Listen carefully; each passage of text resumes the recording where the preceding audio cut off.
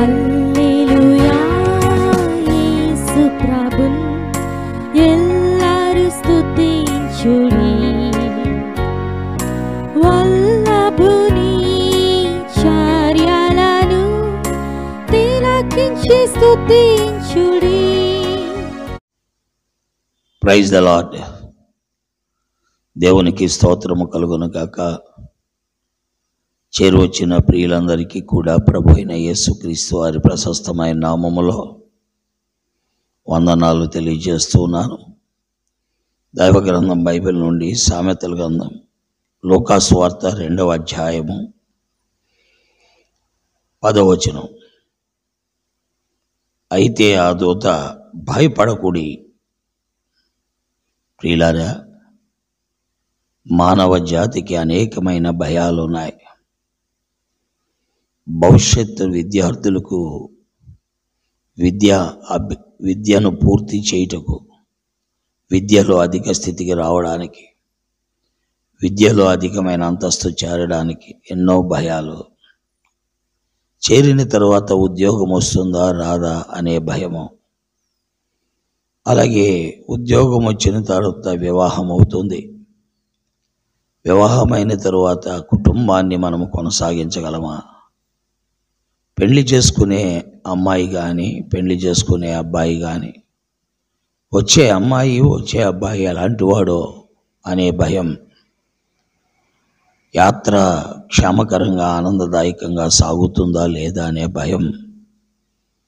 అంతేకాదు, ఈ కుటుంబ వ్యవస్థలో అనేకమైన సంగతులను చక్కబెట్టుటకు కావలసినటువంటి ఆర్థిక వనరులు లేకపోతే భయము.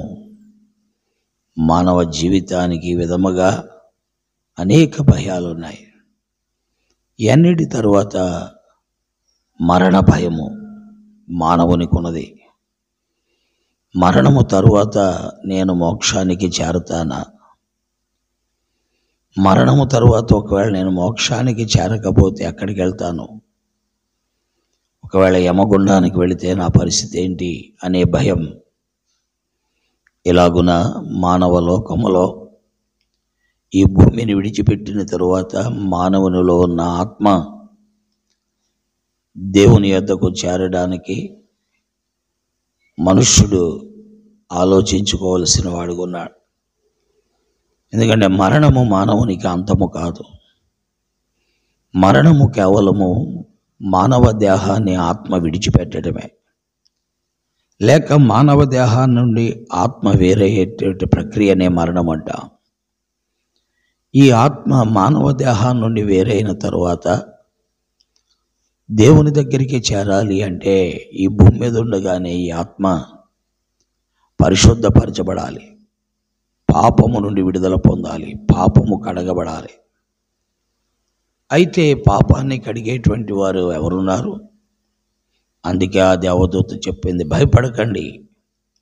పాపాన్ని కడుగుటకు, ఆత్మను శుద్ధి చేయుటకు, ఆత్మను పవిత్రపరచుటకు, ఆత్మ ఈ లోకాన్ని విడిచిపెట్టిన తరువాత దేవుడుండే స్థలమైన దైవరాజ్యాన్ని చేర్చుటకు ప్రజలందరి కొరకు ఈ భూమి మీదకు వచ్చినటువంటి వారు ప్రభు అయిన యేసుక్రీస్తు వారు. ఆయన మానవుని పాపము నుండి విడిపించుటకు, మానవ పాపాన్ని మోసేటువంటి వాడు, మానవ పాపానికి శిక్ష అనుభవించేవాడు, మానవ పాప పరిహారకుడు అని దూత ప్రకటించి, మీరు ఇక భయపడవలసిన పని లేదు. మీ కుటుంబ వ్యవస్థను ఉద్ధరించుటకు, నీ విద్యా వ్యవస్థను ఉద్ధరించుటకు, భవిష్యత్తును ఉద్ధరించుటకు, నీకున్న సమస్యలను పరిష్కరించుటకు, మరణ భయము నుండి తొలగించి మరణము తరువాత నీ ఆత్మను దైవరాజ్యములో చేర్చుటకు ఈ లోకములో ఉద్భవించిన వాడే ప్రభు అయిన యేసుక్రీస్తు వారు. ప్రియా స్నేహితులారా, యేసుక్రీస్తు అంటే ఒక మతస్థాపకుడు, క్రైస్తవ మతాన్ని విస్తరింపచేయటానికి వచ్చిన వాడు కాదు. మానవునికి ఉన్న అనేక భయముల నుండి విడుదల చేసి, భయపడకము, నా యందు నమ్మిక మాత్రముంచు, భయపడకము, నీవు దేవుని మహిమను చూస్తావు, అని చెప్పిన వాడే ప్రభువైన యేసుక్రీస్తు వారు. అందుకే ఒక యాయీరు అనే అధికారితో భయపడకము, నమ్మిక మాత్రం ఉంచుము అన్నాడు. మార్తమ్ అనే ఒక స్త్రీతో భయపడకము, నీవు నమ్మిక ఉంచు, దేవుని మహిమను చూస్తావు అన్నాడు. కాబట్టి ప్రియులారా, ప్రభువైన యేసుక్రీస్తు వారు భయాన్ని తొలగించేవాడు. నమ్ముట నీ వలనైతే నమ్మువానికి సమస్తము సాధ్యం. ఇది మత మార్పిడి కాదు. నీకున్న భయము నుండి విడుదల చేసే మార్గమే ప్రభువైన యేసుక్రీస్తు. ప్రభువైన యేసునందు విశ్వాసం ఉంచండి. నీ వ్యక్తిగత జీవితములో, కుటుంబ జీవితములో, నీ భవిష్యత్తు జీవితంలో ఉన్న ప్రతి భయము నుండి తొలగించువాడు ప్రభువైన యేసుక్రీస్తు వారు.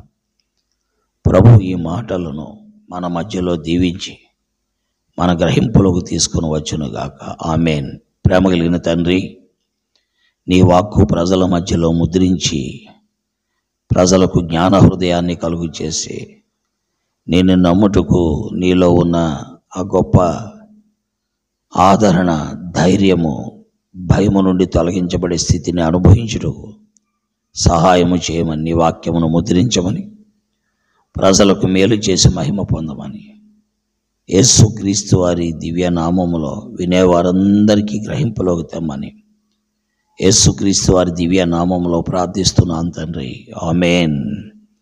ప్రైజ్ ది లార్డ్ అండి. దేవుడు మిమ్మల్ని దీవించి మీ కుటుంబములో, వ్యక్తిగత జీవితములో, మీ దైనందిన జీవితంలో ఉన్న ప్రతి భయము నుండి ఆ క్రీస్తు ప్రభు వారు తొలగించి మిమ్మల్ని ధైర్యపరిచినట్లు సహాయము చేయనుగాక.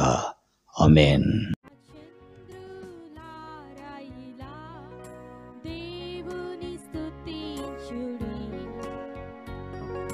హృదయమును వెలిగించిన యేసుని స్తుతించుడి.